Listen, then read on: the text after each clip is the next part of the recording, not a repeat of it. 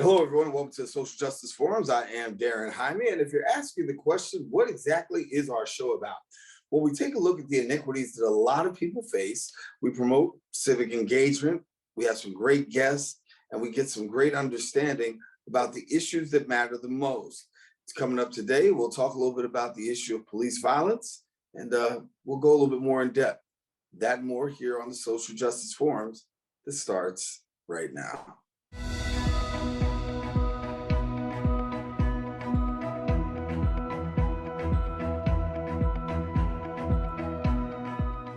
And welcome back to the show. The Writers Come Out at Night. It's a story. It's a culmination of over 21 years of fearless reporting, as well as some in-depth journalism, shining the light on the problems right within the Oakland Police Department in Oakland, California.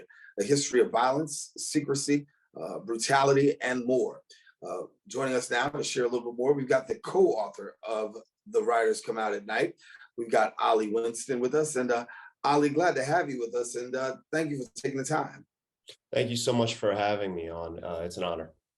Well, it's a privilege to be able to talk to you, and you go in depth, really talking about the issues of the Oakland Police Department. In a time when police brutality is in question, you hear words like defund the police. You've got a book out, and it really is pretty scathing when it comes to talking about the issues within the Oakland Police Department. Yeah, I mean, I was a reporter I've covered Oakland PD and law enforcement in California since about 2008. I've been a reporter for 17 years now. And it is a city that's a little bit unique. It's like a lot of other cities in the US, 400,000 people. Most American cities are not like, New York City or Los Angeles or Chicago. They're smaller. And at the same time, Oakland also has a pretty left-wing constituency. In terms of its population, it's very mixed up racially. It has gone through the problems of deindustrialization, white flight, serious narcotics fueled violence in the 1970s, 80s, 90s through today. And it's also currently undergoing a lot of the throes of, gentrification and urban renewal that began in the 1990s with a Giuliani style urban renewal, zero tolerance program put in place by then mayor and later governor for the second time, Jerry Brown. But we actually took an approach reported on my colleague Darwin Von Graham and I, with whom I wrote this book, we reported on OPD together since 2012 together, side by side. And we kind of decided to zoom back a little bit on the kind of drumbeat of scandal that we would cover and look at why the police department in Oakland was so troubled. It's been under a reform program for 20 years as a result of a scandal involving four very, very, very brutal officers. I won't say rogue because it was kind of widely known within the police department what they were doing. And the fact that they would frame suspects, pummel them, elicit false confessions, frame them up, send them to jail, send them to prison. People would get falsely convicted on their evidence for narcotics-related cases. And the department knew very well who these people were and actually honored several of them. They were considered, the best of the best.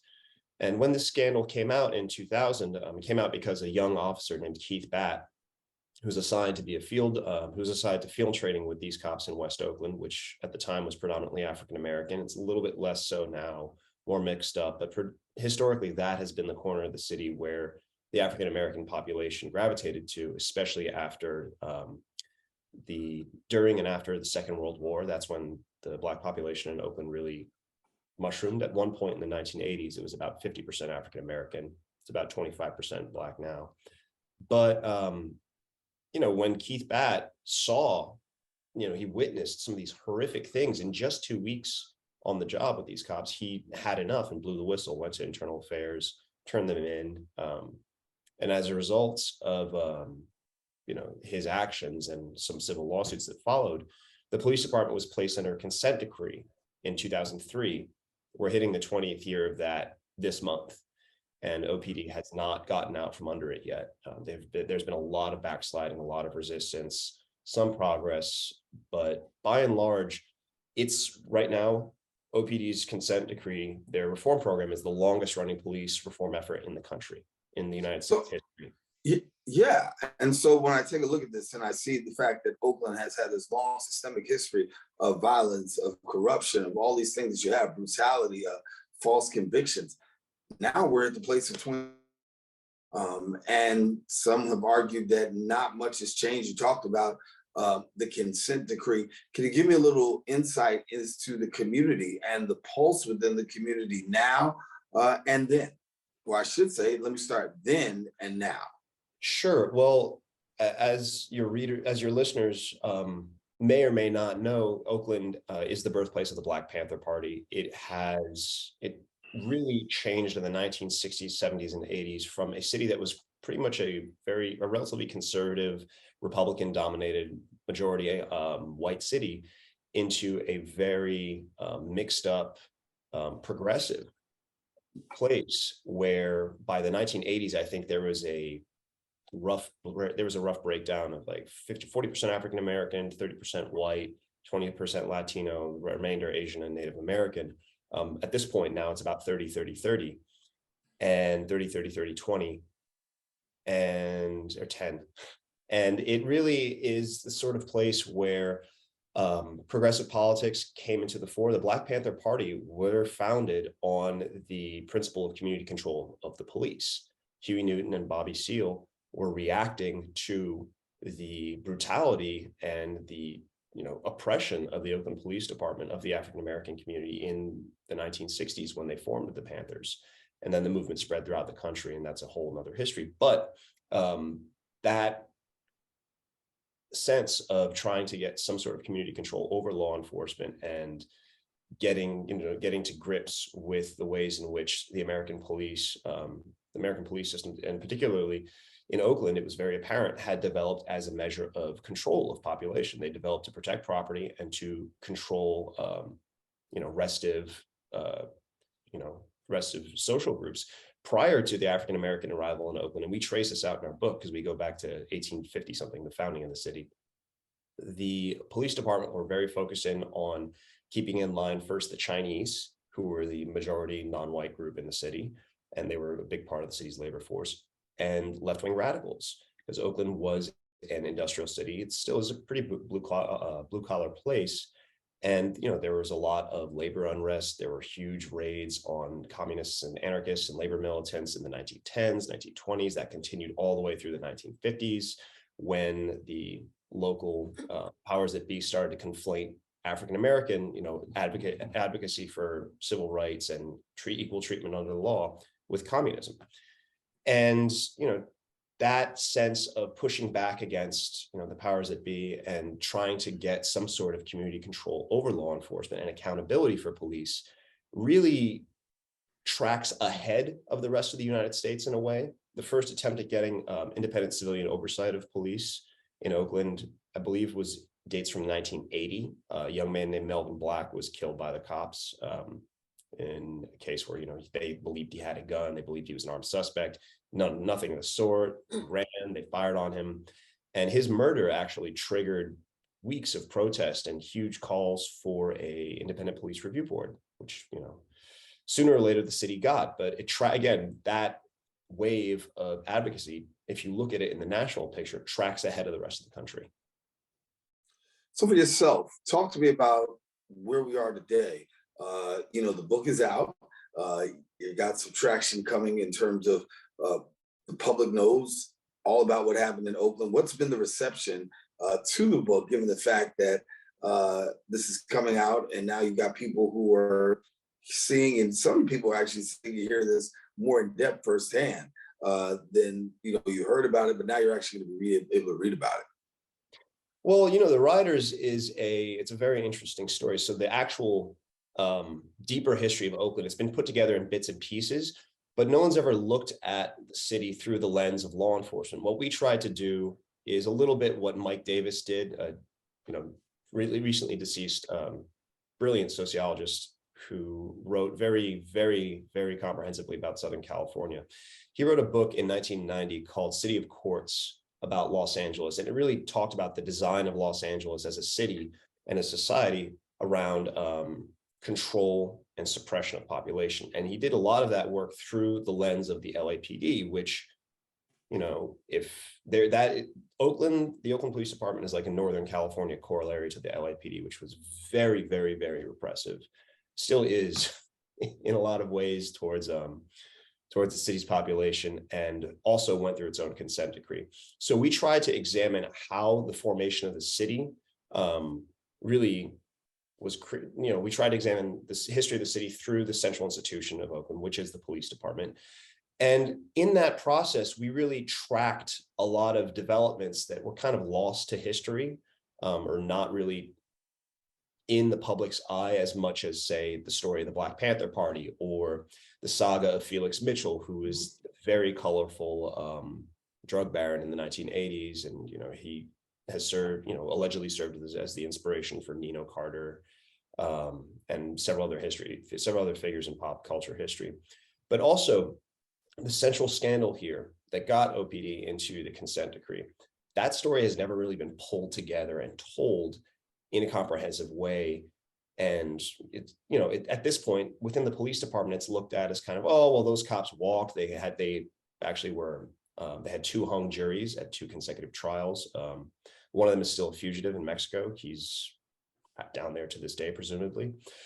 And we actually wanted to retell the investigation with the help of, you know, God knows how many documents that we got either through sources, or that we actually had to sue the city of Oakland for hundreds of thousands of pages of records about a number of police misconduct incidents down the years, thanks to a new California state law that passed in 2019. And we kind of pieced back this sequence of events and these stories together in granular detail. If your readers want to flip through the back of the book, you can look at our notes. There's court documents, transcripts, interview tapes, just a wealth of materials there that we use to piece together this history in real granular detail to kind of lay out just why and how things had gotten so bad in Oakland that, you know, the need was apparent for a consent decree and for a reform program, and how over the succeeding 20 years, the city and the department have kind of taken 1 step forward, 2 steps backwards.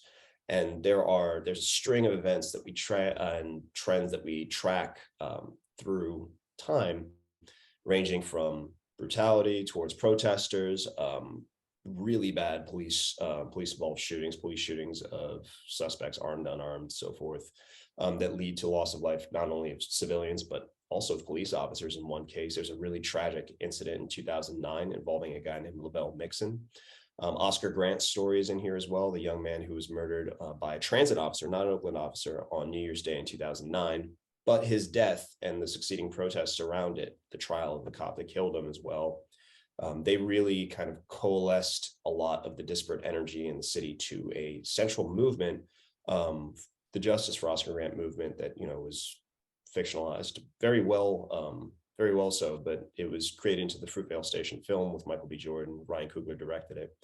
And in a way, we actually see that as kind of the prefiguring moment for the Black Lives Matter movement that burst into the national scene in 2013 and 14. Oakland was a really big site for that, but in a way, the kind of almost 3 years of agitation around Oscar Grant's murder and trying to get justice for his family and his survivors really did track ahead of the national debate on law enforcement and police in a very distinct way. As I look now and I think about what was going on back then, I think about how intense it was, and it seems as though there were little more answers. When we talk about a consent decree right now, and the fact that the consent decree, the hiring of officers, a lot of other things are supposed to be in place, and still Oakland still comes up short. Where can we identify the big holdup? Because, you know, in order for change to happen, some things need to happen. And from your perspective, what is the big stumbling block in being able to turn the corner for the city of Oakland, for the city of Oakland with the police department? Sure. Well, in the case of Oakland, our reporting showed at the time, and then, retrospectively too, looking back to the years before I got to Oakland in 2008, that, there's a tremendous amount of intransigence within the city. The consent decree essentially stayed. I had a former commander tell me the consent decree stayed in my desk drawer for 5 years. And it was originally a 5-year decree, right? This thing has been renewed or extended 3 or 4 times. The consent decree is currently on its second judge. The first judge, Thelton B. Henderson, who was a tremendous judge in the San Francisco District Court, he retired. And now it's on William B. Ork's docket. He's done a very assiduous job with the case. But really, the holdup is about internal culture and resistance from the police department to change. You have to realize that this is a department that, pushed back against efforts to overhaul and reform its internal culture. Even in the 1970s, there's a really interesting case study in here about Charles Gain, who was the police chief in the 1970s, a white man from family where I believe they were Dust Bowl migrants. They left Texas to come to Oakland. And he grew up in Oakland, back when the city was mostly white, but still mixed up. And he did not like the department's hard charging, like basically extremist right-wing culture. They were open John Birch Society members in the Oakland Police Department. A generation earlier, there were very, very close ties with the KKK. As, by the way, there were with many California law enforcement agencies, including the Los Angeles Police Department, the DA's office in Alameda County, other sheriff's agencies. That's a whole different, that's a little nugget in here in the book as well. But realistically, there was intransigence from law enforcement, and there was no real political will, except for a couple people in the council every now and then. But before Oscar Grant's murder and the protests that broke out afterwards and led to, by the way, some incredibly violent repression, then in 2011, the Occupy Oakland protests, which kind of were, I want to say, a little bit of a cross-pollination between the Oscar Grant movement, student protests from the University of California system as well, and then broader national trends around Occupy Wall Street. They actually pushed the police department's failure to change at all into the public light. Also, you have to remember that during this period of time, Oakland it got more dangerous. The modern peak for gun violence in Oakland, aside from the 1990s, which nationally is the highest we've had, New York, Los Angeles, Chicago, so be it. The peak was in 2006. And, over the years, Oakland has had, depending on what sort of enforcement operations or strategies have been in place, violence has decreased and it's kind of ebbed and flowed. So the idea that reform creates dangerous cities and police departments that can't do their job is a misnomer. I think that's completely out. But the lack of a political will as well has really, really, really harmed the city of Oakland. And you have to remember that the amount of money that the city of Oakland pays out in legal settlements, not just to keep the consent decree up and running, which they're obliged to do, and the citizens end up footing the bill for that, but also to pay for brutality settlements, is really, it's out of proportion for what other California cities pay per capita, and even on straight up dollar amount. Things have changed down the years. Police officers do shoot far fewer people now than they used to. And we detail that transition in our book. Some of it has to do with training. Some of it has to do with pursuit policies. Some of it has to do with the type of officer they recruit. There used to be a very strong trend to pulling in people who had recently demobilized from the military, especially during the years when the U.S. was very deeply involved in Iraq and Afghanistan. There was a large pool of veterans that were brought in, and that, worked itself out in one way or the other. But there have been efforts to change. Unfortunately, the problem is that because there is so much pressure from the mayor's office and from certain constituents and from the police union to get out from under the consent decree and clear the decks, that oftentimes when there is we've seen this and we detail it in the latter chapters, when there is a brewing scandal or something where some officer did something wrong, because, it's a agency of 700 people, every now and then somebody screws up and, gets drunk and beats somebody up, or commits domestic violence or so on, and then they get held to account. Sometimes the department's instinct is to cover up that conduct and to make excuses for it, either because that officer is well liked or because this conduct could be seen as deleterious to the department and could hurt the public image. And that goes precisely against what the consent decree is supposed to do, because your internal affairs process is supposed to be transparent and forthright and effective. So the cover up ends up being worse than the crime, and that pulls them back down into the muck. And unfortunately, that is the trend that is currently happening in the city. And I don't think this consent decree is going to come to an end. Well, a lot of people are not optimistic. I mean, when you talk about a consent decree that hasn't really come to fruition in more than 2 decades, I don't know where you can say I'm optimistic. I think a lot of people are saying, listen, you know what? It just pretty much was legalized, and that's it. It just stayed as a legalized document, but not an enacted document. Right. Well, that's a great point, because the consent decree is a technical thing, right? It's 20 years old too. It's the problems that the police department faces now some are similar, but in a way it is a list. It's a technical list that kind of not a check the boxes list, but it's a set of reforms that's very laid out and legalistic. And in a way, it may not be some of the problems that the police department faces now may be different than what they faced 20 years ago. I mean, society has also changed too. You know, technology has changed tremendously, specifically with regard to what cops use and what they're used to dealing with in their day-to-day investigations. And you know, I think that there's a point at which you have to kind of look at a consent decree as, okay, well, this is a means to an end. It's not the end. And sometimes it's treated as the end, if that makes any sense.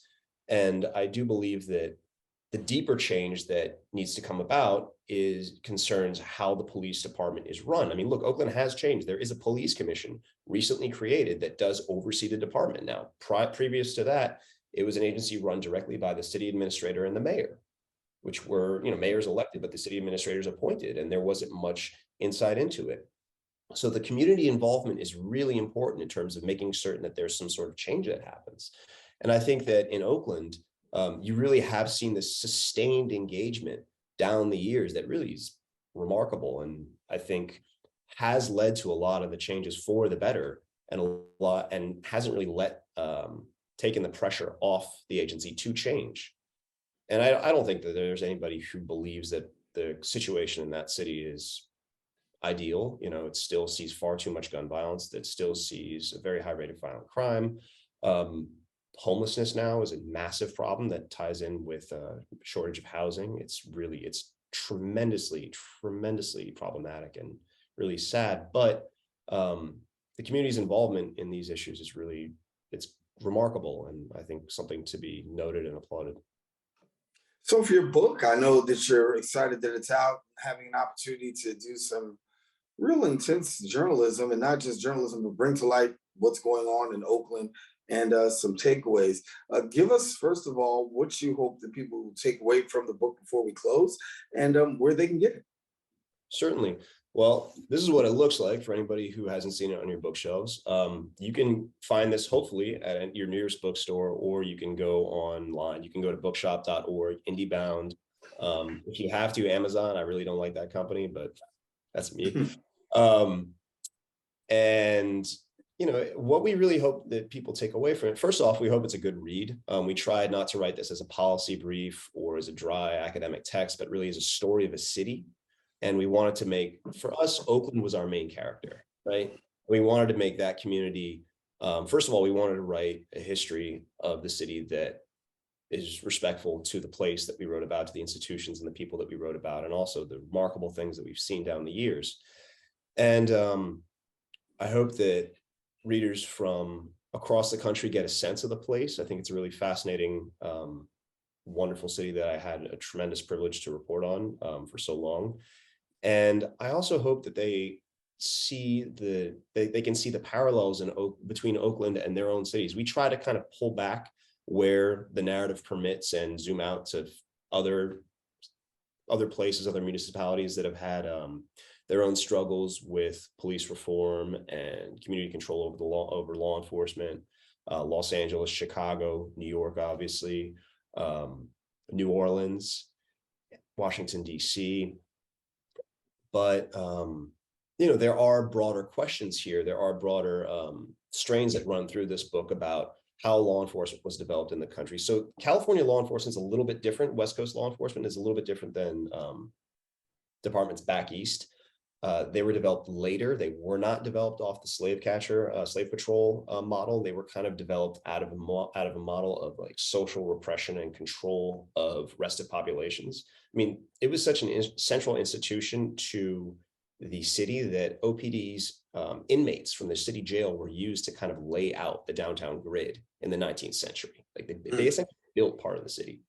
But it was a department very much geared towards, in the early 19th century and early 20th century, towards social control and protection of property. And I think that that's a fundamental character of American law enforcement that we do have to recognize. Yes, that crime and whatnot did become a rationale and a means to and a raison d'etre of the profession down the years, in the 20th century. And we take that into account. We deal with the ways in which the police are also shaped not only by their internal prerogatives, but the environment that they're in, right? Like if, for instance, when the city starts changing, industrializing and changing in the 1960s and 70s, by the change in actual crime numbers from 1970 to 1980, it's eye-popping. I mean, it was a very different place. And of course, the police changed with regards to that. They get vests, they develop a SWAT team, they purchase armored cars, they purchase, they up armor, they militarize. And that is one thing that, we kind of see towards the end of it, is that really that's a national story, but we tell it through the lens of a city and an institution over the years. Yeah. Ali, we're gonna have to leave it there because I'm out of time for our segment, but certainly I want to tell you the work that's going on, the investigative journalism, the bringing to light some of the challenges that, not some, but a lot of the challenges gives people a unique perspective into what goes on in Oakland, but also it really is paramount to what's happening today. So I want to thank you for the hard work. I know it was intense and years of putting on with you and your partner, but thank you so much for sharing with us.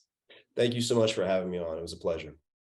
All right, Ali Winston, our guest. And listen, you can just get the book. He gave you several places you can get it, including that place that he doesn't like, but everybody kind of gets it. That's Amazon too, right? So you take a chance, go ahead and get the book.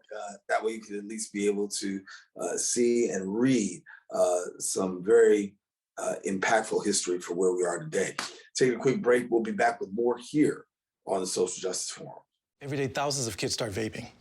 And I can't let this happen to my kid. Of course, it's awkward to talk to your kids about the dangers of vaping. Hey, bestie, how's sketches? Ready? It's hard to get their attention. Ready? Go. Yes, look at that. You even turn yours over.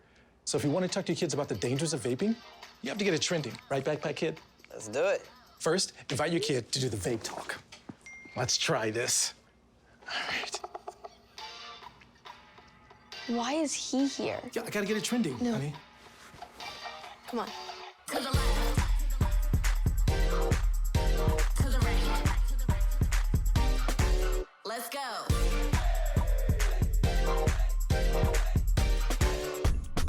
Oh, honey, can we talk?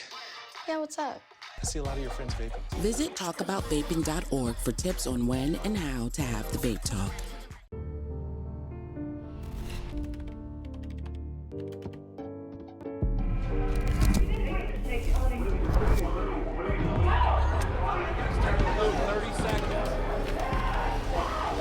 I'm an ex-drug dealer, and I'll be your sub today. Can you see anything different as a pill? No. You don't know? Fentanyl is being mixed into everything now. There's only one thing that will save somebody's life. That is naloxone nasal spray. Fentanyl, it's cheap, it's potent, and it's profitable. Why would drug dealers put a lethal dose of fentanyl in drugs if they know it's so harmful? Really just all about the money. I just didn't realize that one pill could change your whole life. More kids should know.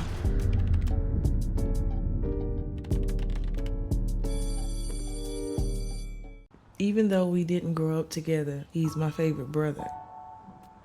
Hey, sis. I'm the baby of the family, and he's the gentle giant. What you know about poor Georgia? Man, please, that's a classic. You know when they say people are a rare breed? Yeah, he's that. I'm sorry, I'll be back in a few hours. Don't worry, Shug, you know I'm for you. I know. Go get the football.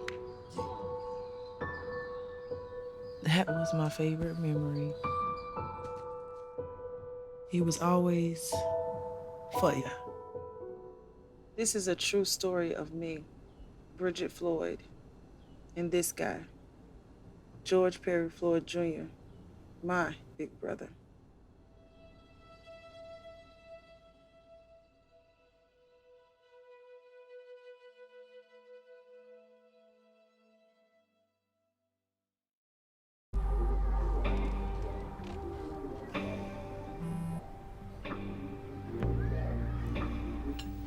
I don't know why you're so sad. You've got a roof over your head.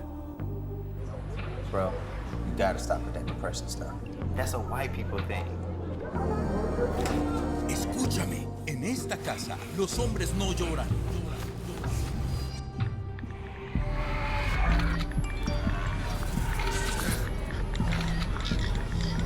You all right?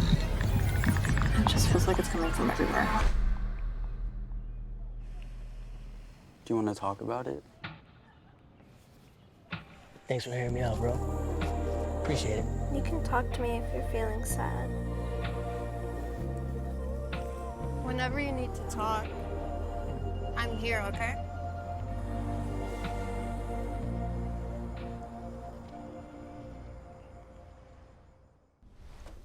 Most hiring algorithms would scream me out.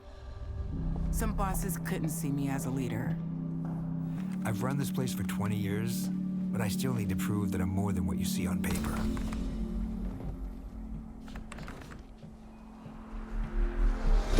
I've been running code as long as I've been able to reach a keyboard. This is what I do. It's second nature for me, coordinating 100 details at once. That's the way my mind works. I have a very mechanical brain. I sold them on my skills. You gotta be so good they can't ignore you. My magic is Analytics and empathy. That's how I'm getting clients. You have to have the confidence in yourself to show up and defy the odds. I am more than who I am on paper. I never got a college degree. And today, I'm the CEO of my own company. People want to tell me I'm one in a million, when actually I'm one of millions. Stars are all around us. It's time for them to shine. I'll see ya. After a basketball game, a black teenage boy, Brandon, reads his texts in his family group chat. Auntie Flo, congrats on the big win. Mom, that's my baby. Brandon replies, thanks y'all. In a park, his sister Maya texts, where are we celebrating? Dad replies, home. Mom texts, I got dinner going. Auntie Flo replies, ooh, I can't wait. Then receives a FEMA flood watch text alert. She texts the family, anyone see that weather alert? We need a plan to stay safe, especially after last year. Ready has a list of resources at ready.gov/plan. In his workshop, Dad sends a photo of emergency supplies and texts, looks like we need flashlights and batteries. Leaving a store with a shopping bag, Brandon replies, I got us covered. Mom texts, I'll check in with Grandma and Papa. Maya texts, thanks Auntie, feeling good about this plan. I got some batteries and 2 flashlights. What's up, champ? Feel like you get taller every time I see you. Stay connected. Congratulations, Brandon. And welcome back. Our first guest has been drawn to frontline advocacy, organizing and fighting for change and equal justice. Our next guest is the one that's wrote the book, State of Emergency.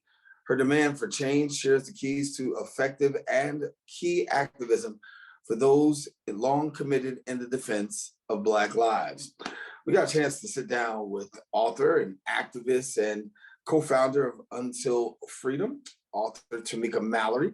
She shared with us a little bit about her work and the activism movement. And I say, my sister, what's happening?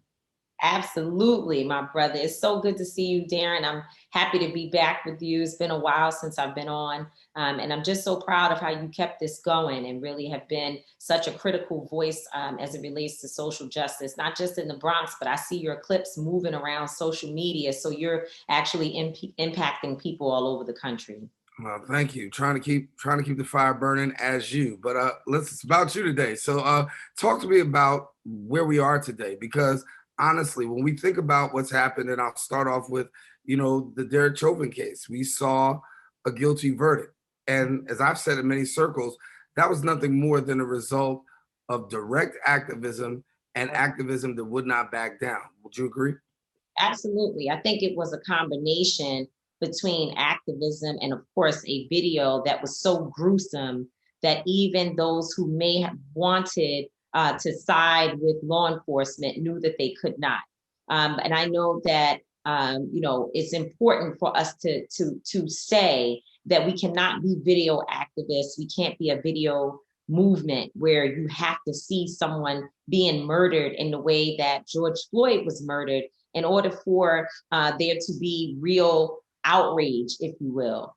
We have to make sure that whether there's a video or not, that we're on the front lines. And I do agree with you that much of the energy that we saw, the energy that we saw all across the country, not just for George Floyd, but just from Ahmaud Arbery to George Floyd, I think people were so active and outraged, and the streets were so hot that it ultimately influenced in many ways the hearts and minds of those who sat in that courtroom, knowing that this isn't just an isolated incident. While they had to judge it in that way, still they knew that this is a part of a larger problem with white supremacy and police abuse in this country. And so certainly, I think activism was at the heart of how we saw that small amount of accountability for Derek Chauvin. How do you see the climate right now? I mean, given the fact that you've been on the front lines for a long time, we've been talking about we can just take the whole time up just naming names of people who've actually been affected by gun violence, police brutality, the whole 9 yards, civil rights violations. How do you see the climate now as opposed to when you first got into into activism?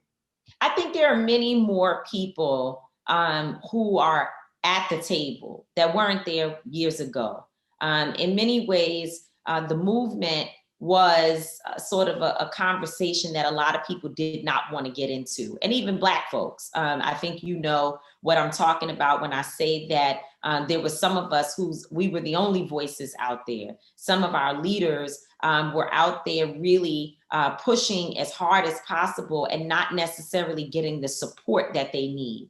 Today, we're seeing a change in that. We're seeing that more people are coming to the work, more people are concerned, and folks from different backgrounds are beginning to take this movement on as their own. We've always had, of course, white folks who supported the movement. Obviously, they supported Dr. King, they supported Reverend Jackson, they supported, Reverend Sharpton. But I think today we're seeing them come in droves. And we're seeing people begin to go, and I talk about it in the book, from allies, which are people who can kind of step in and out, they can turn it off and on, and they're starting to turn into accomplices, which means that they're making themselves more uncomfortable, and they are unwilling to allow people, even in their own families, to continue to perpetuate stereotypes and discrimination against other communities. They're standing up and they're speaking out. And so I think that's what is different today than it was in the times of the past, I guess, when I started 25 years ago. Talk to me about the book. I mean, you brought it up. I was going to ask another question about allies. I'll get to that in a minute. But talk to me about the book. What was behind the book, and when did you decide, okay, hey, it's time to write now? Well, after George Floyd was killed, I was in Minneapolis and I made a speech that was just really from my heart. And days later, it was super, super duper viral. In fact, it was viral the same day. And a lot of people contacted me asking, what they wanted to know more about what I said. They wanted me to come and speak on different platforms. I was finding myself on Zooms for 9 and 10 hours straight throughout the day, just trying to recall and explain. And I learned that there were things that I didn't even know. I knew the overall history, and I knew that that this wasn't a problem that started with George Floyd being killed, and it also wasn't a problem that started with Donald Trump. And since I knew that, I even wanted to work harder and get deeper into my understanding. And so I started writing. Within a few months after my speech, I had a few agents contact me. We had a deal with Charlemagne the God. It's his first book that was released on his new imprint called Black Privilege Publishing. And it's historic in nature that it's a Black publisher working alongside me and having my book to be the first book that he would choose to put out into the world. Pretty incredible. And so I started writing, researching, and just really doing the work to pour all the components of that speech and other things that are important into this book, which I have with me, and we'll have to make sure you all see it. And I worked, and it was a real intentional and short, aggressive timeline to get it done. Yeah. Talk to me about some of the contents in the book. You talked just a little bit about allies just a minute ago.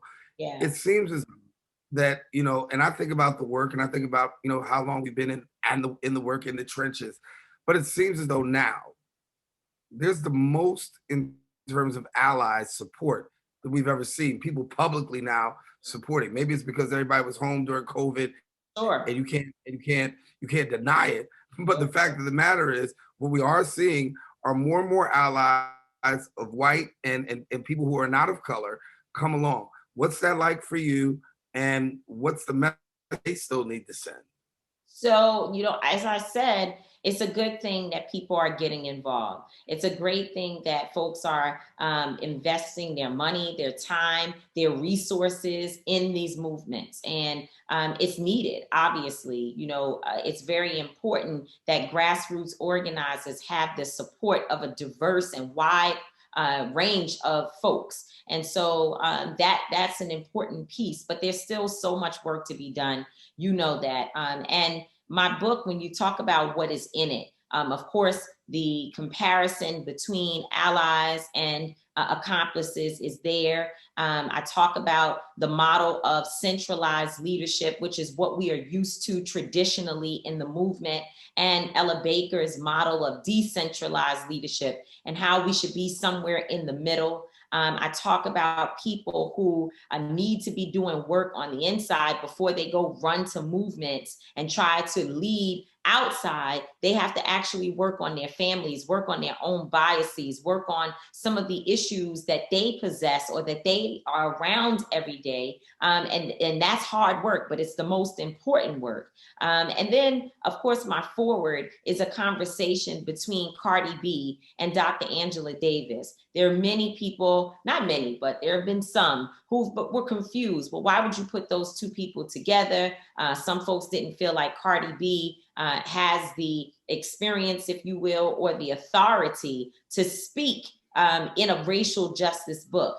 I disagree. I reject that. I think we all have to be a part of this movement in this moment. I think we all have a responsibility to be at the table, no matter where you come from. And so I was intentional about making sure that they were in the top of the book, so that Ray on the street corner, Keisha, who might be in a club at night, the pastor, the janitor, a mother and her teenage son, that everyone would pick up the book and see themselves in the text and be able to find where's their role. What more can they do? How can they encourage others? And so, I definitely am one who lives in the cross section of the Cardi B cultural world. And of course, Dr. Davis being a super, super duper icon thought leader. And I thought that it was important to bring them two together. So again, as folks are going through it, they can say, well, I'm picking it up for the forward because I see two incredible people, but I'm going to stay for the rest of the content.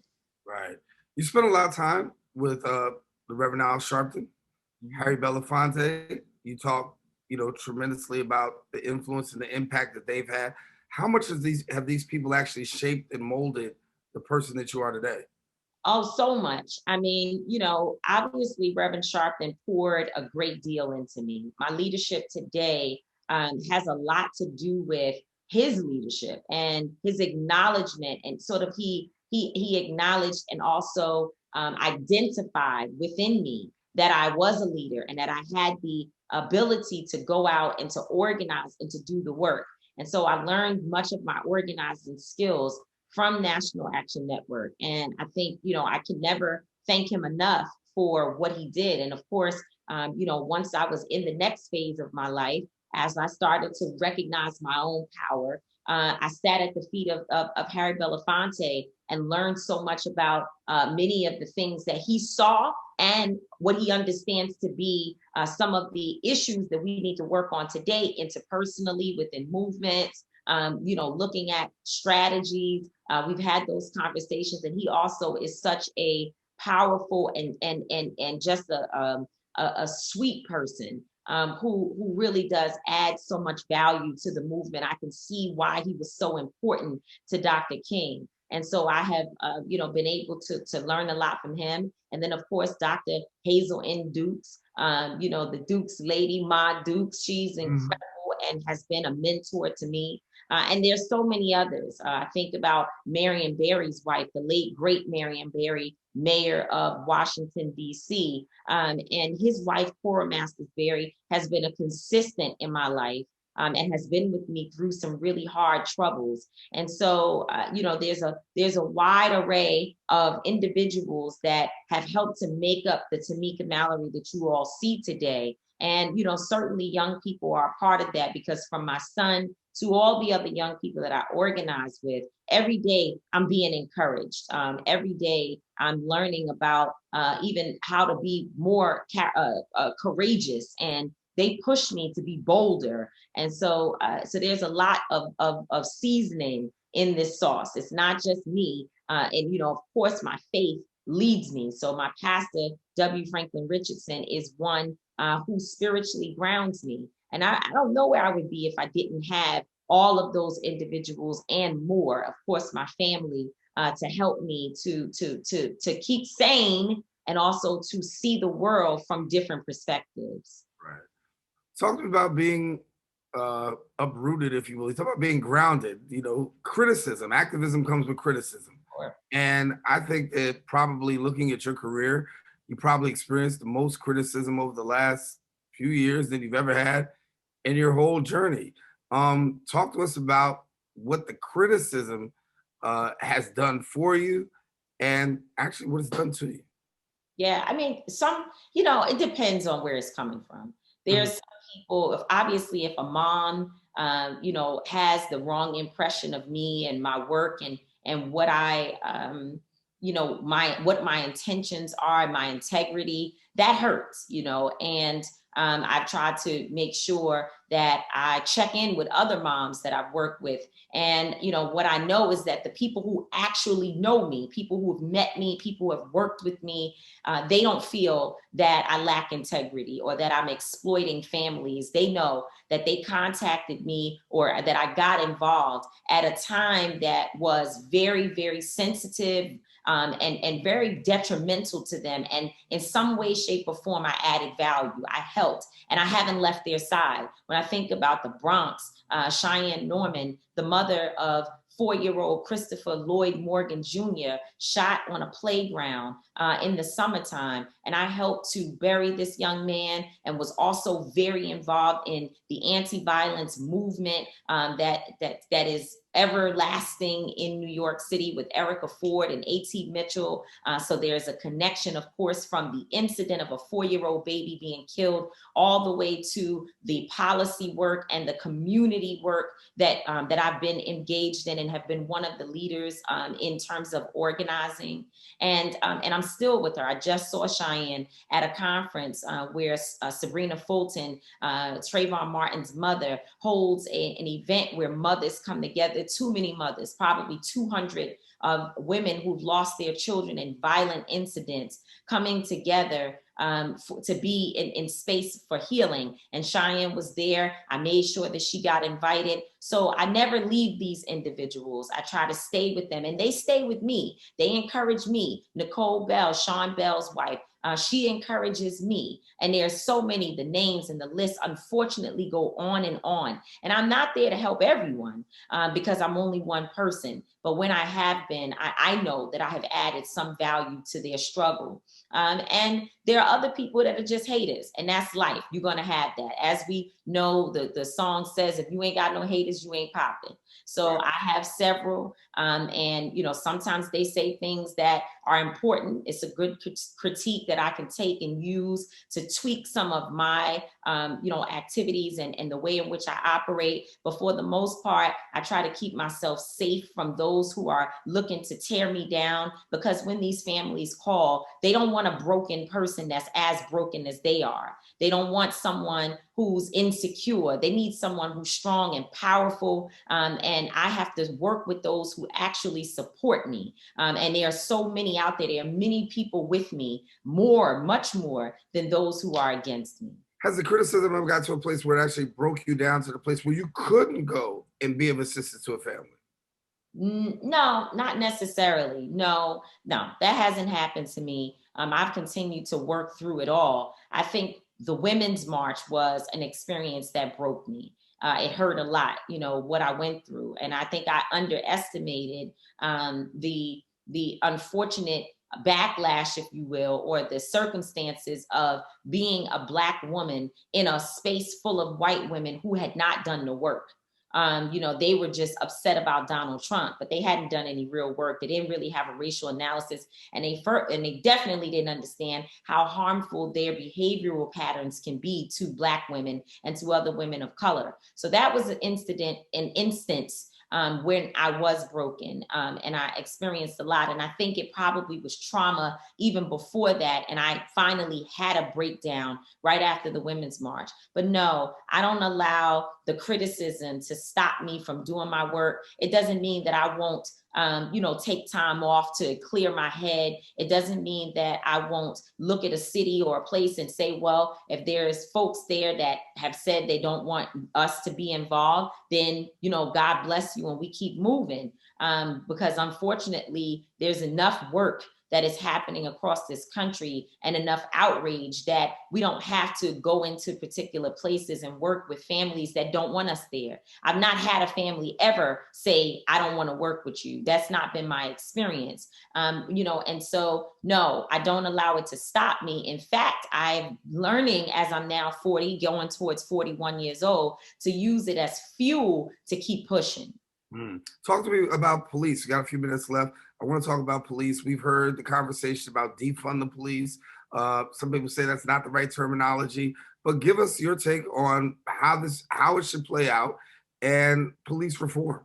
So I think it's real simple, and people understand it. There are some folks who don't want to understand it because it feels really, you feel nervous about challenging police departments. The unions have you thinking everybody is crazy, and the media oftentimes mischaracterizes what the defund police movement is about. I am an abolitionist, and I want to see a day where we don't need police with guns in our community. But that's not what we're talking about in this moment. We're talking about creating balance. If you think about New York City alone, the budget for police is between $6 and $10 billion. $6 and $10 billion spent on policing, and public safety in New York.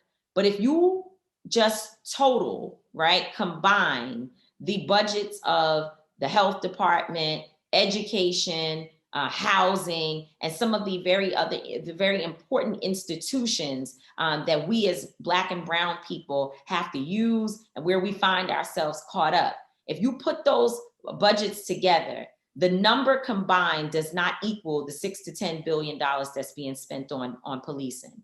And we have an issue with mental health. where you need mental health services in general. People need clean food. People need housing. I believe that when you provide those services, you have less need for police to be in communities having to even come into contact, especially with our young Black men and of course, young Black women as well. And so what we're talking about is creating balance. We're saying that police officers do not need to be militarized to the point that they are using military tactics against protesters and in communities, especially communities that are already traumatized. So we're saying let's take some of the money from police budgets and apply it to very important institutional support that we need in our communities. It's not a difficult conversation. It's very simple. And if you know anything about the crisis management system, which I spoke about, Erica Ford, A.T. Mitchell, Shanduke McFadden, and the list goes on, Ife Charles, so many who are working within a system in New York City that deals with addressing violence from the perspective of a holistic perspective. And we know that right before COVID, obviously COVID has created new circumstances. COVID has created violence everywhere. But before COVID, if you look at the data for the crisis management system in their encatchment areas, places where they exist, where they're doing work, violence is down. The number of violent incidents have reduced significantly because they're providing services. So again, it's a simple model, but it is one that's pushed back on because one, we've been taught that the first number you call if someone in your household is having a breakdown is 911. We want to change that. We want to change that thinking. But the other thing is that the police unions, they have a tight hold on our elected officials, and there is not political courage out there in some instances to really work and fight back against them. I do appreciate that the city council in New York City passed ending qualified immunity. But when they sent the bill to Mayor de Blasio, and he's supposed to sign all the stuff that comes out of the city budget and the city's decision making, he did not send ending qualified immunity back signed. And so we're always fighting the layers because unfortunately, all of our people are not on the same page, even when they're Democrats who are supposed to be working with us. Yeah. Got only a couple minutes left. Why don't you tell us really quickly about the podcast, how people check you out? Yeah, sure. So Street Politicians is our podcast. We love our podcast. It's our baby. It's the thing that we get to go to and talk our stuff and have our guests and many of our friends on. It is called Street Politicians. It can be found a new episode every Wednesday on iHeartRadio, on their app. Anywhere else that you can download podcasts, we're there. And you can see the visuals on iWoman TV. We are on YouTube. It's iWoman.tv. And check us out. Street Politicians is dope. You know, my homeboy and partner in everything, my son Lennon, my son the General, he is my co-host on the show. And we get into a whole lot of debate because he and I hardly ever agree on anything. I thank you so much for having me on. I've got to run to my next engagement, but I so much appreciate you. Thank you for keeping up with me for so many years. And as you can see, Tamika Mallory, a very powerful voice for social justice, and glad to have her here with us here on the Social Justice Forums. Now, I want to let you know, unfortunately, we're out of show right now, but we hope that you enjoyed this week's episode. You can catch us every week here, elevating the conversation, bringing you new and informative conversation and discussion right here. Don't forget to watch Recablecast here on BronxNet TV. And as always, share your comments and your thoughts on our social media platforms.